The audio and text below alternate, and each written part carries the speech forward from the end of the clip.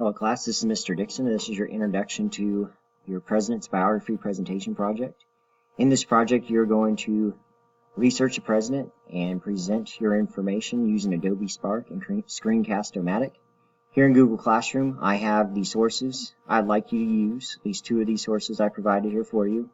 And then for pictures, which this will make sense in a little bit, but if you can't find pictures on Adobe Spark and you're not going to be able to find everything you need there, I want you to use this link here because I know these pictures here are Creative Commons or in public domain, and therefore, as long as you cite them, we're not violating copyright laws.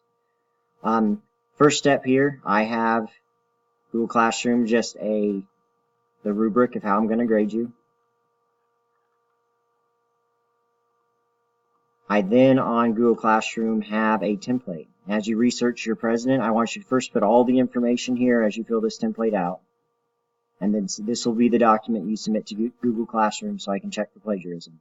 After you finish this, I guess before I go there, as far as citing your sources, your pictures, and which sources you use, I want you to use this MLA, English Teachers Guidelines for how they want your sources cited. And then you will submit this document to turn it in. There's a sign-up sheet here for presidents. And then I will introduce Adobe Spark here in just a second to give you an idea of my expectations. But first, or give you an idea of what show you how to use the program. But first, I wanted to show you a practice template that I made. I chose Jimmy Carter, and the reason I did this, I do not let students do their research reports on living presidents. Historians feel like to get an accurate depiction of a president, or a short historical account, it takes about 10 years till after they die. So you have to do a president that is not living. I chose to do my report over Jimmy Carter, who's still alive, because I didn't want to take a president from you guys. But your presentation should start off like this: president's name, date and birth, or birth and death. And I chose peanuts in the background because he was for a time a peanut farmer. So anyways, you'll have your title, you'll have a quote, one of your favorite quotes from the president. You have to have an image of your president. Notice I had the citation underneath. 39th president. Then you'll have your background information. Where he went to grade school, where he went to college, early career. In Carter's case, he was in the Navy and was on submarines. Story about how he took over his family farm, how he initially got into politics in the 60s. Notice not all these pictures are cited, and I'll explain that to you. If you use Adobe, you don't have to cite the pictures. It'll make sense here in a little bit. Getting some background how he got into national politics. A little bit about his personal life. Hobbies. And then life as president there at the White House. Again, this picture I did not get from Adobe, so I cited it. What party was he member of? Foreign policy while he was in office.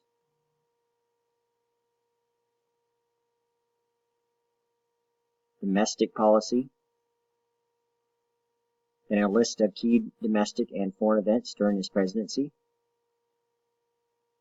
Another quote. His overall accomplishment as president. And then if you notice down here, all those pictures that I did not have a citation underneath, Adobe Spark automatically created a citation for all the pictures I used through them. And for my information, I created a works cited page just like I expect you to make.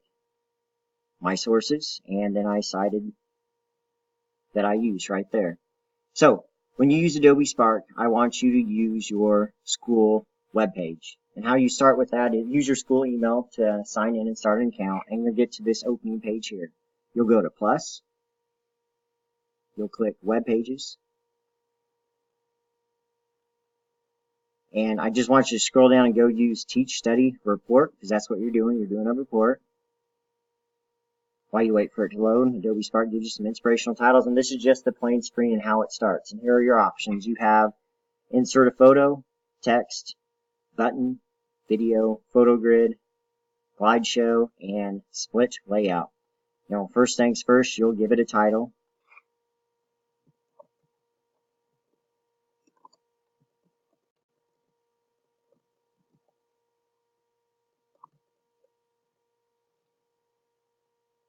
Maybe if you want to add a picture, hit plus photo, and pictures come up. Now for free photos, you go find free photos, and this is why I want you to try your first step.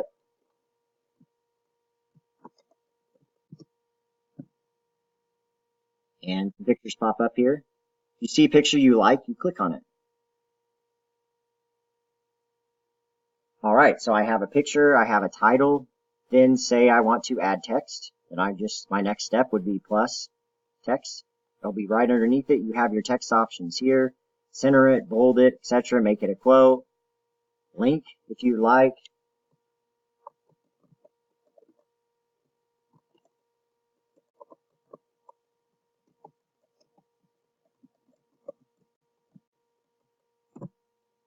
Alright, so I have some text. The next option, I showed you photo, text. I'm going to skip the button for a second. I'm going to skip video, and I'm going to go to photo grid. Now with photo grid is it gives you the option. You can start off with 3, but you can actually use more than just 3 photos. And this here, you pick the photos you want, and I'll show you how to do this real quick.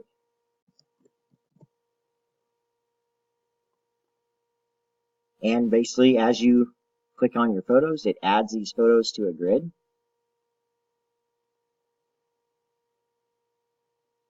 And then with this grid, if you click on a photo, you can move the photos around and set them up how you would like them.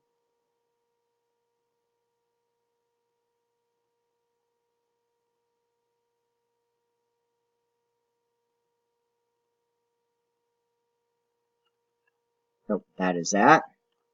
And then say I'm done with that and I want to move on to the next stage. I would just go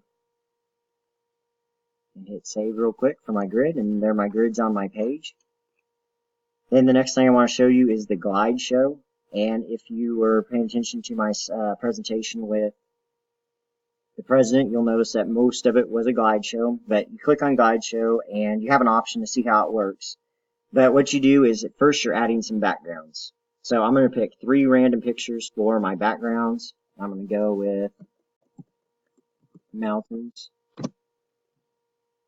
See, don't want to spend too much time right now, but there's 1, 2, and 3.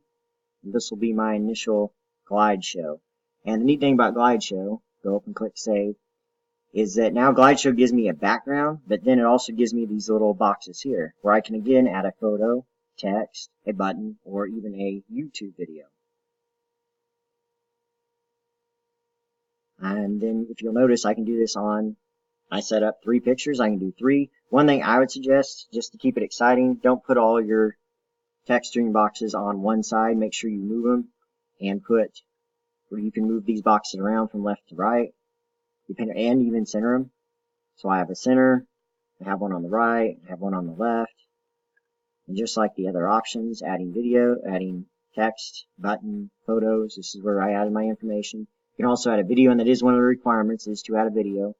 With adding a video, you would just click on a video, and then you can embed a YouTube and YouTube's probably where you're going to go to get your videos.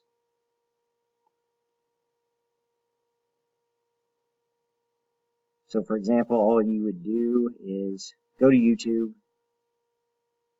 find a short video about your president.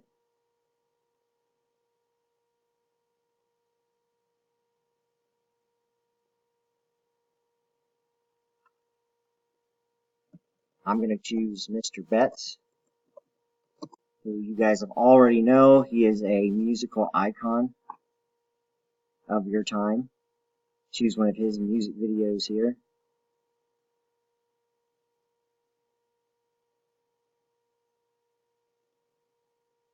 And with the videos, what you'll do is you click share,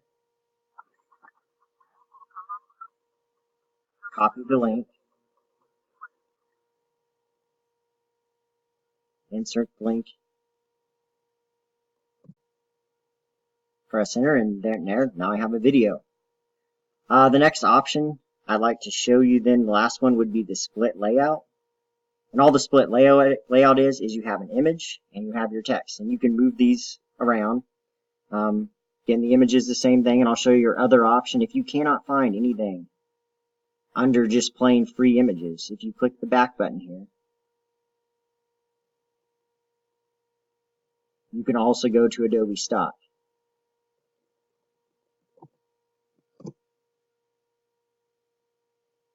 Now, the one thing with Adobe Stock images, when you search them, is that it does have them watermarked with Adobe Stock, which is not that big of a deal to me. And again, it cites it automatically for you if that's the one you choose. So I click on an image.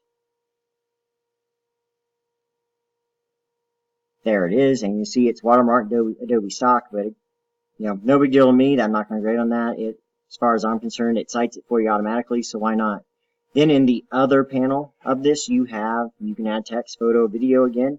You can switch this back and forth between move the video or move your text and the picture from side to side. Finally, your last one would be the button. And what I did with the button is I made it my works cited.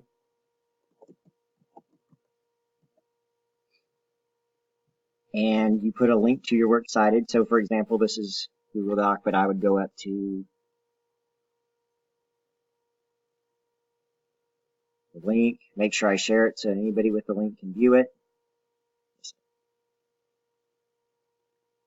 Share, copy this link, and then I would paste that link into this, and that's how you create a button.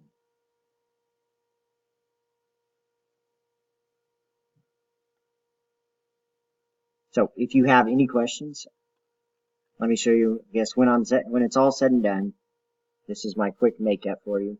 As it loads, I just want you to know if you have any questions, need me to verify any details, please feel free to email me or message me in Google Classroom. And this is an example of that one I quickly made. There's the pictures that Adobe Spark cited for me because I use them through Adobe. But like I said, message me if you have any questions, and good luck and have fun.